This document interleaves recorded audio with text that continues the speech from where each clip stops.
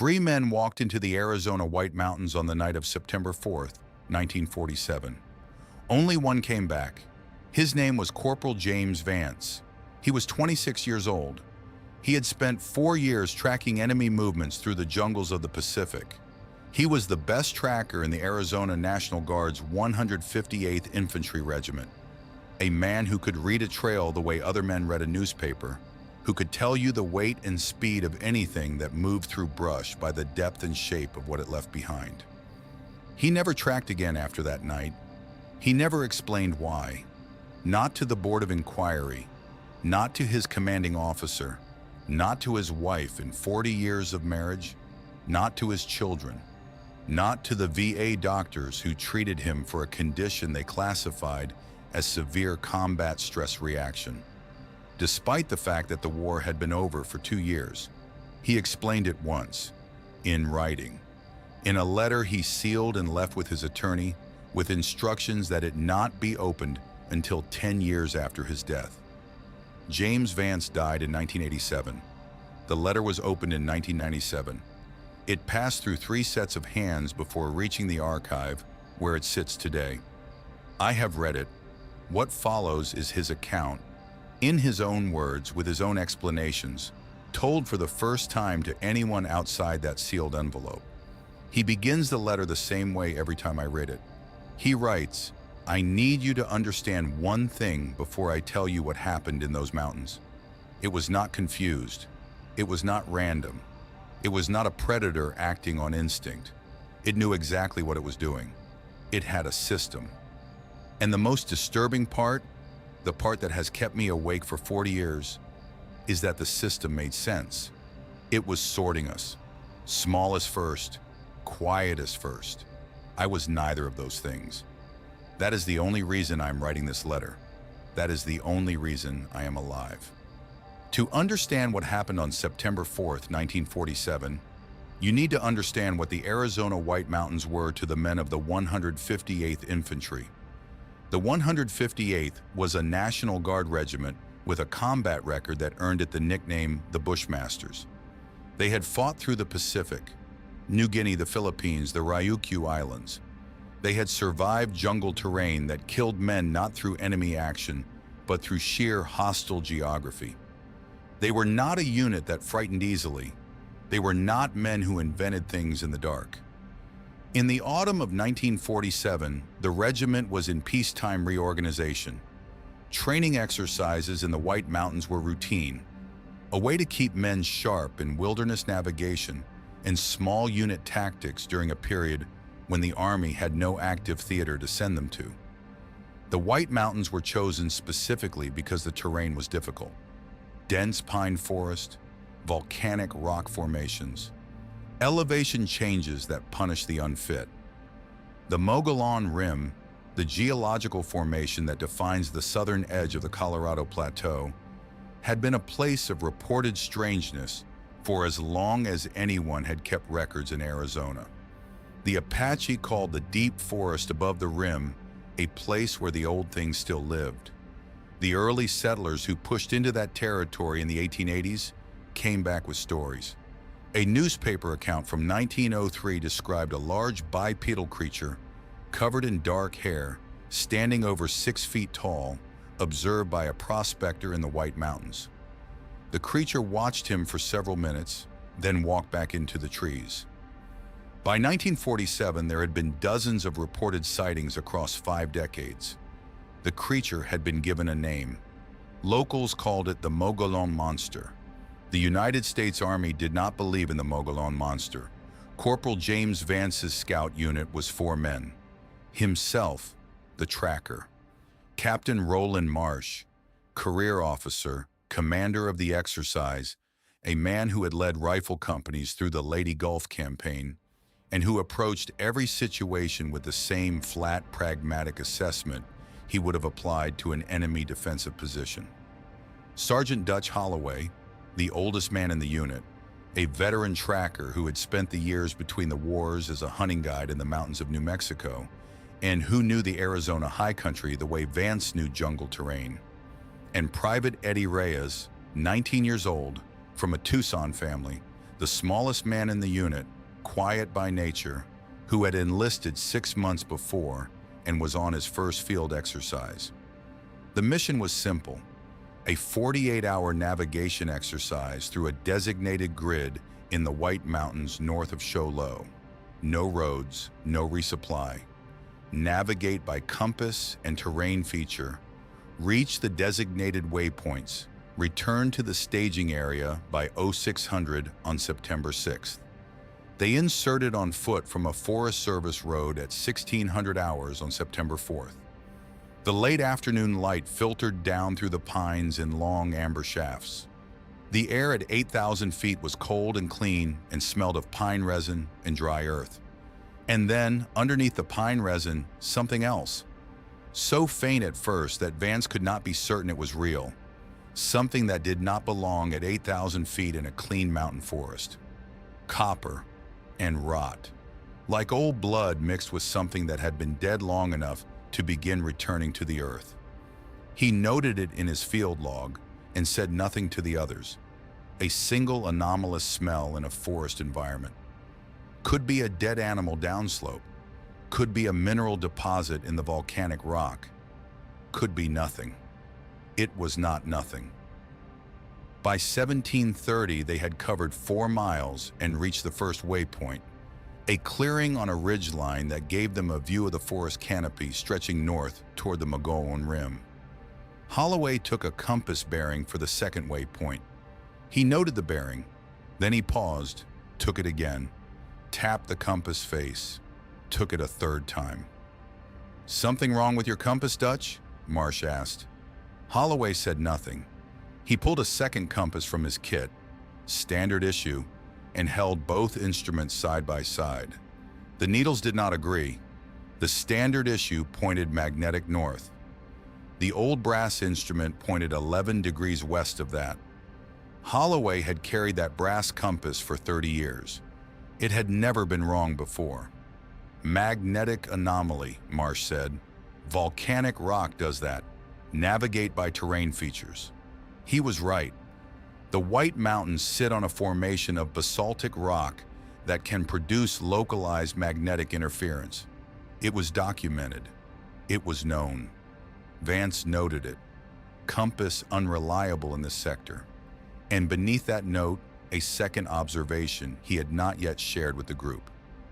The forest was silent, not the natural quiet of late afternoon in high-elevation pine forest, not the settling silence of trees at dusk.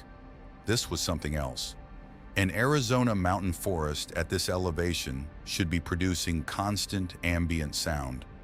The specific calls of Steller's jays, the percussion of woodpeckers on dry timber, the skittering of pine squirrels in the canopy overhead, the distant cry of a red-tailed hawk riding the thermals above the ridge. Vance had spent enough time in wilderness terrain and enough time in the Pacific, where silence before an ambush was the difference between life and death, to understand what a living forest sounds like. The forest around them was not living. It was waiting. He did not say this to the others. In the 158th Infantry, you did not report feelings. You reported evidence. They moved on from the ridgeline at 1745, heading northeast toward the second waypoint through increasingly dense timber. The light was failing fast at this elevation, and they switched to red lens flashlights to preserve their night vision. At approximately 1820, Holloway stopped the column. He had his flashlight pointed at the ground. Vance moved up beside him. He shone his own light at the ground where Holloway was looking. A track, pressed into a patch of soft earth between 2 pine roots. Roughly oval, 18 inches long. The toes, and there were 5 of them, clearly defined, had pressed 1.5 inches into ground that Vance's own boot, at 160 pounds, had barely marked. Whatever had made this track weighed considerably more than a man. Holloway moved his light forward along the trail. Another track, then another. The stride length was extraordinary, close to 7 feet between steps, and the tracks did not wander. They moved in a straight line with the deliberate, unhurried confidence of something that knew exactly where it was going. "What is that, Dutch?" Marsh asked.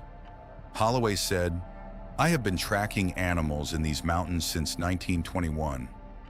I have never seen a track like this." "Bear," Marsh said. "Large male. The elevation and the soft ground are distorting the shape." Holloway said nothing. He moved his light to the tree beside the trail. At approximately 8 feet off the ground, 4 parallel gouges had been carved into the bark. Fresh. The sap was still running. "A bear marks at head height," Holloway said quietly.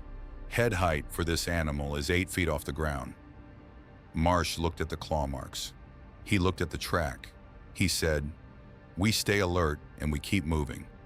Whatever it is not moving toward us." He was right. The tracks were moving away from them.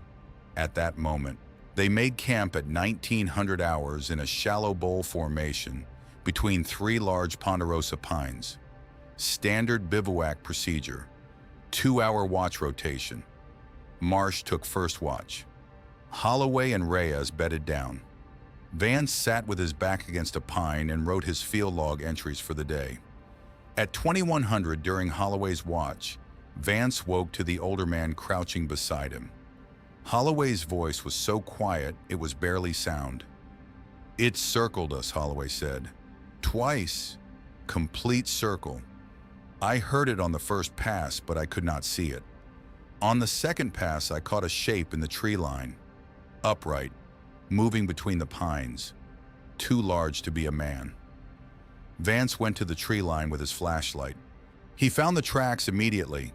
They circled the camp perimeter in a clean arc. 8-inch depth this time. The ground here was harder, which meant the weight pressing those tracks into the earth was even greater than the afternoon estimate.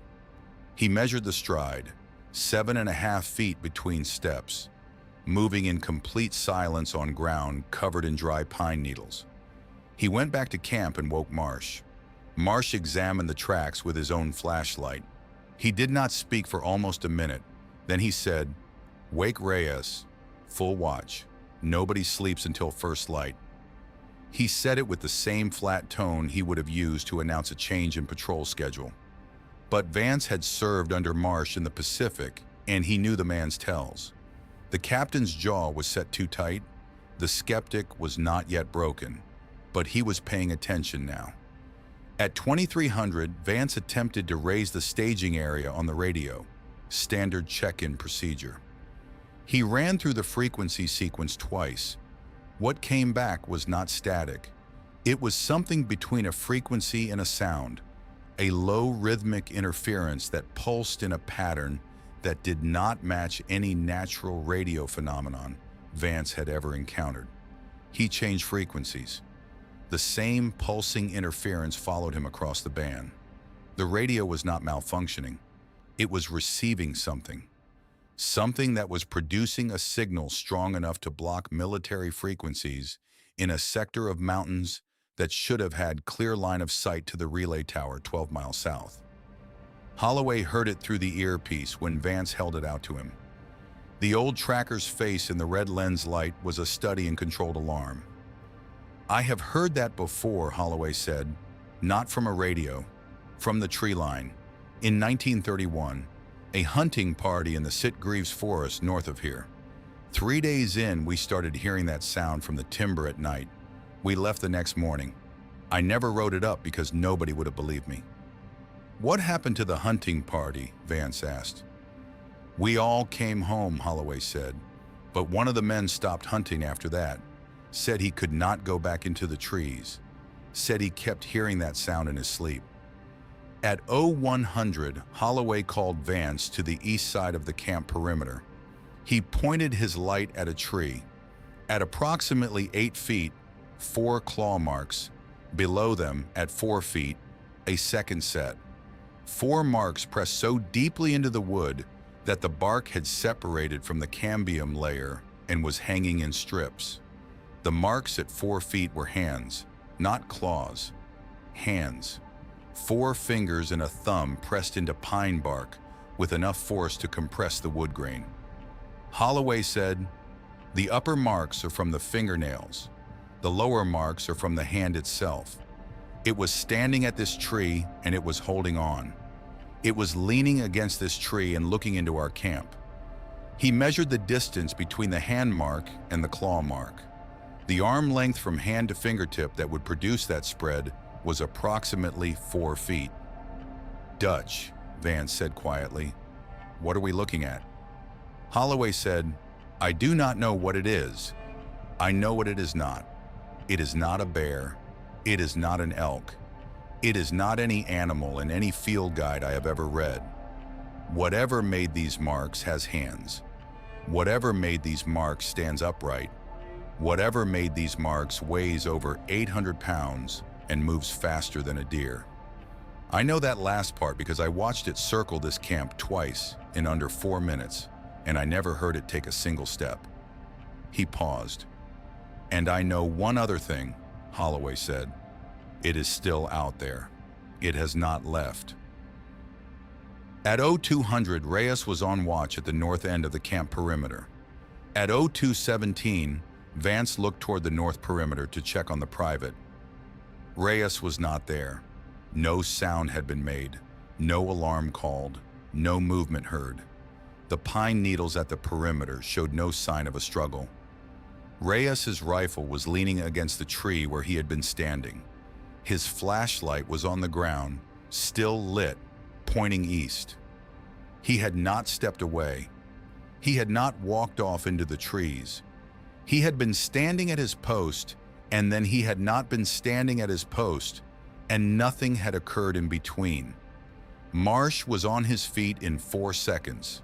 He assessed, organized, issued orders. "Vance, north track. Holloway, east. I take west. We find him." Vance moved north from the camp perimeter with his flashlight and his rifle at low ready. He was a tracker. If Reyes had moved north on his own feet, there would be a trail. He covered the first 30 yards in under 2 minutes, reading the ground as he moved. No boot prints heading north. He widened his search arc east, then west. Nothing. The pine needle ground cover showed nothing recent in any direction from the north perimeter. He went back to where Reyes had been standing and crouched over the ground with his light at ground level. The way you do when you are looking for the subtlest trace of passage. There was one track, not Reyes's boot. The now familiar oval, 18 inches long, pressed 3 inches into the earth at the outer edge of the perimeter. A single track pointing north. Deep at the ball of the foot, shallow at the heel, something moving fast, something that had stopped here at this exact spot on the outer edge of the perimeter. And then nothing. No second track, no trail leading away. A single impression in the earth and then empty ground in every direction. Vance had been a tracker for 6 years, first for the United States Army in the Pacific, then for the Arizona National Guard. He had tracked Japanese soldiers through triple canopy jungle on Leyte. He had tracked animals through every terrain condition in the American West. There was only one way a living thing could leave a single track and no trail. It had not walked away. They searched for 4 hours, 200 yards in every direction. They found nothing. No trail, no sign of passage, no Private Eddie Reyes. What they found at the outer edge of the northern search arc was the smell again. Copper and rot. So concentrated here that Marsh turned away from it involuntarily. Not a dead animal smell. Something older than that. Something biological and wrong. Holloway said, "It brought Reyes here. This is where it stopped." Marsh said, "That is not possible. A man weighing 140 pounds cannot be moved 200 yards through dense timber without leaving any evidence of passage."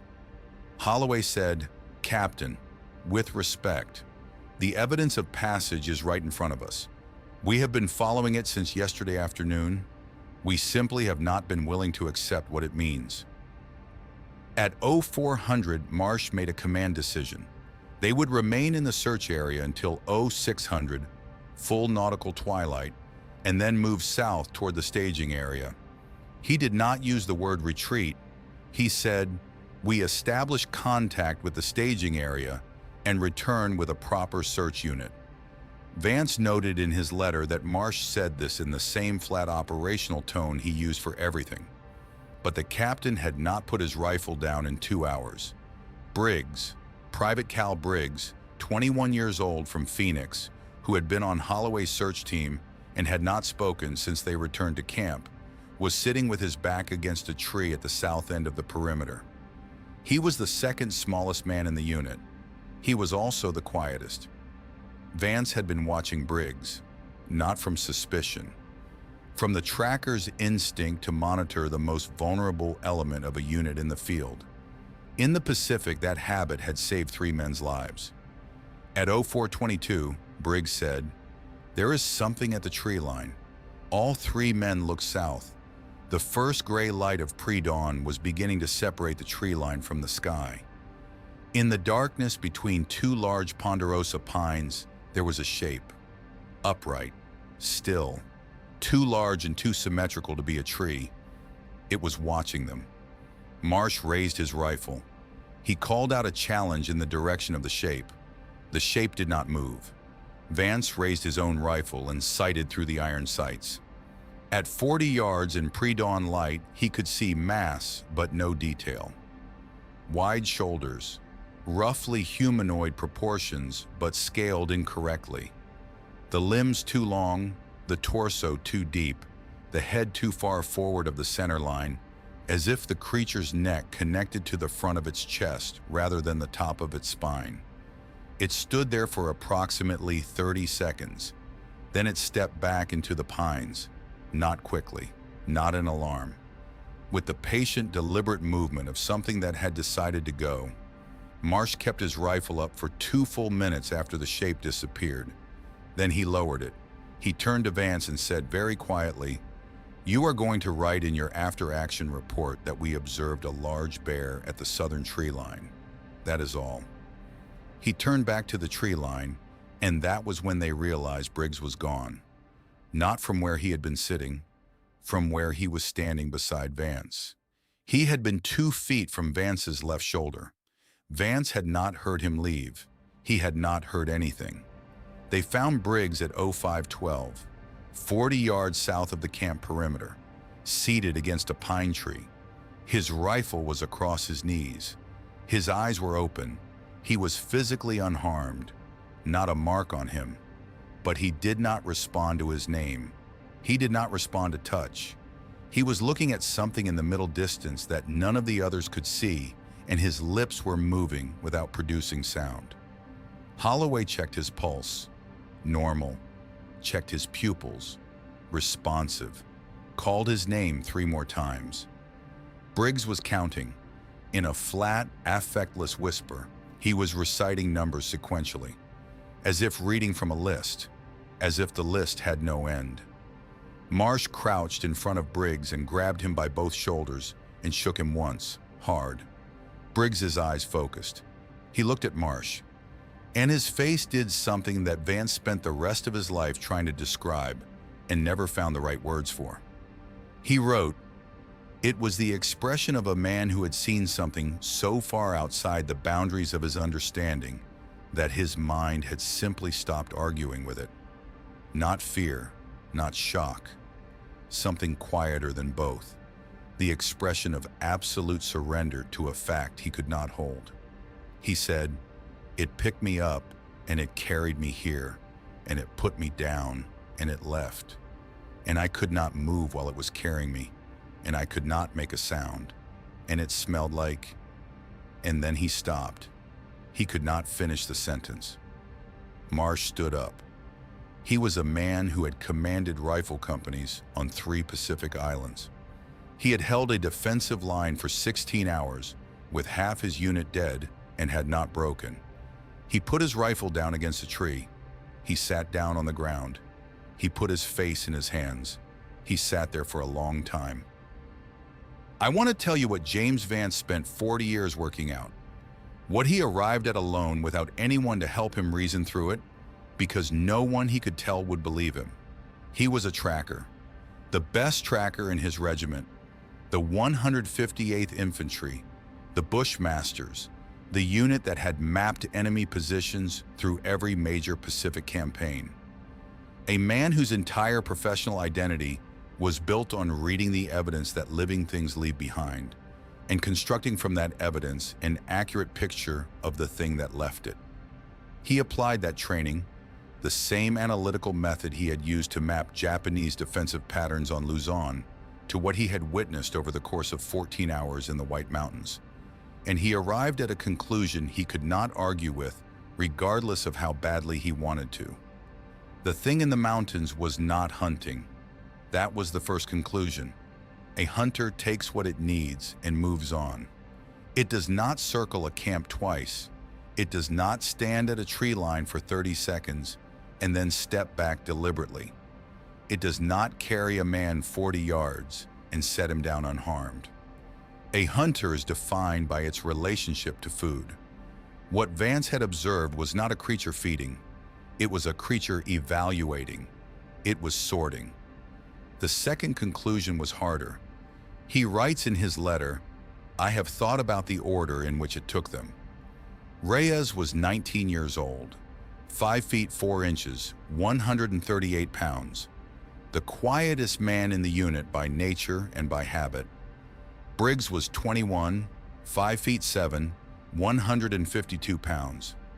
Holloway and I are both over 6 feet and over 180 pounds. Marsh is the largest man in the unit. It took Reyes first. It took Briggs second. It set Briggs down unharmed and it left. Vance writes, "I believe it was not done sorting. I believe it set Briggs down because something interrupted its process. I believe Marsh, raising his rifle and challenging it, changed its calculation.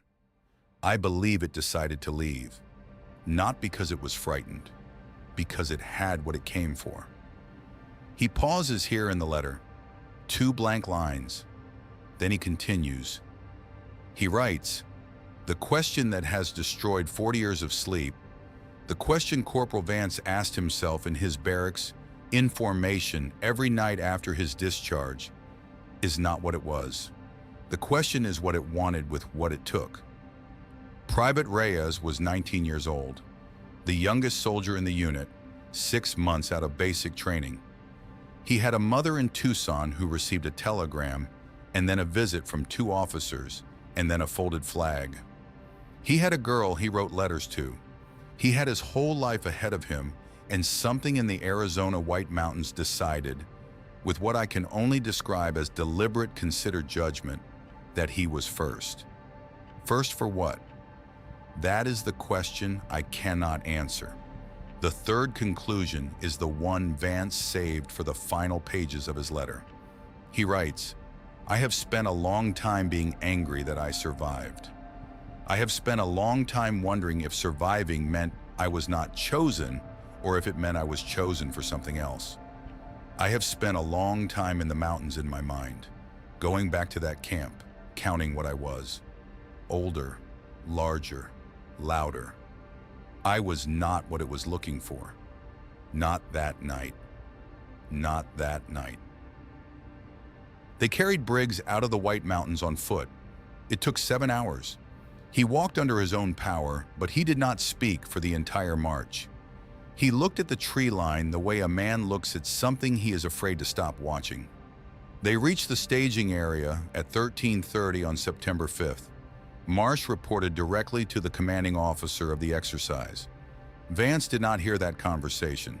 He sat with Briggs in the back of a transport truck and watched the mountain behind them and said nothing. The official record of what happened in the White Mountains in September 1947 is 4 sentences. A training exercise was disrupted by an encounter with a large bear. Private First Class Eduardo Reyes was separated from his unit and failed to return to the staging area. An extensive search of the designated training area failed to locate Private Reyes. His status was changed to missing and subsequently to killed in action due to exposure. There was no bear. There was no separation. There was no exposure. Captain Roland Marsh was medically discharged from the Arizona National Guard 8 weeks after the exercise. The discharge paperwork cited hypertensive heart disease. Marsh was 41 years old and had passed his physical examination without any cardiac notation 6 months prior. He never commanded again. He moved to a small town in Northern California and never spoke of his military service to anyone for the rest of his life. He died in 1971. Sergeant Dutch Holloway resigned from the National Guard 3 months after the exercise. In 1948, he returned to the White Mountains. He was found 18 months later by a Forest Service ranger, living alone in a one-room timber cabin he had built himself on a ridge above the Mogollon Rim. He was physically healthy. He refused to leave. He lived on that ridge for 11 years before agreeing to come down. He never explained why he had gone up. Private Cal Briggs received a medical discharge 3 months after the exercise. He returned to Phoenix. He married. He had children. By all external measures, he recovered. His daughter, in an interview conducted decades later, said that her father never camped, never hiked, and never went anywhere that required him to be near a forest after dark. She said he told her once, when she was very young, that if she was ever in the mountains and heard complete silence, the kind where everything stopped, she should leave immediately and not look back. The physical artifact in this account is a military dog tag. It was found on October 14, 1947, by a Forest Service employee conducting a routine trail survey approximately 200 miles north of the White Mountains training area on the Navajo Nation boundary near the Utah border. The tag was placed on a flat rock in the center of a trail. Not dropped, not lost, placed. The tag belonged to Private Eduardo Reyes, 200 miles north. In 40 days, placed on a rock. The Forest Service employee filed a report. The report was passed to the Arizona National Guard. The Guard's response is a single internal memo, classified at the time and declassified in 1994, which reads in full, "Tag received. No further action required. I am addressing you directly now." Despite the United States Army's classified finding, the Mogollon Monster has been reported in the Arizona White Mountains continuously since 1903. It was reported in the 1920s, in the 1940s, in the 1960s, in the 1990s, and it has been reported in the years since. The Arizona Game and Fish Department has no official classification for it. The United States Forest Service has no protocol for it. The Navajo Nation's oral tradition has a name for what lives above the Mogollon Rim, but that name is not shared with outsiders, and the people who know it do not go into that forest after dark. It was there when Corporal Vance's scout unit entered those mountains under Army orders in 1947. The Army closed its file. The Forest Service marked the trails. It is still there. Whatever it is, whatever system it applies to whatever it finds in those mountains, it is still applying it. The White Mountains are open to the public. The trails are marked. The Forest Service campgrounds have sites available from May through October. People go there every weekend. James Vance's letter ends with one paragraph. He writes, "I do not know what it wants. I do not know what it does with what it takes. I do not know if Eddie Reyes is somewhere in those mountains still, or if he was gone before the sun came up on September 5th. I do not know why the system it uses made me last. I only know that I was last, that it looked at 4 men and made 4 decisions, and I was the decision it did not make that night." He writes, "But I was a decision, not an oversight, not an exception, a decision it made and then set aside." He writes, "I have been waiting for 40 years for it to come back and finish the list. If you are in the Arizona White Mountains and the birds stop and the insects stop and the forest goes completely quiet, leave. Do not investigate the silence. Do not look for what is causing it. Do not try to understand the system. Just leave. There are things in those mountains that have been there since before anyone had a name for them. They do not hunt because they are hungry. They sort because they have a system. And the most terrifying thing about a system is that it has a purpose. Where history ends and our story begins, we will let you decide where the line falls.